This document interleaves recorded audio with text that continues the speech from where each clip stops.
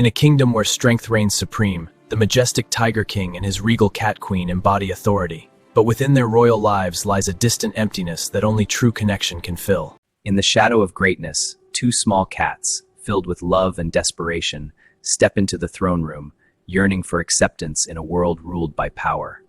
With an air of superiority, the Tiger King weighs the worth of these small cats, while the Cat Queen feels the pangs of unacknowledged compassion.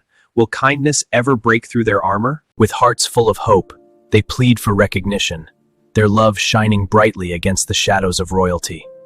They believe even the tiniest voice can spark change. In the warmth of their plea, something shifts within the queen. As she glimpses the beauty of true love, she starts to wonder, could humility teach royalty? I promise to value all life, regardless of size or stature. This is the dawn of a compassionate reign.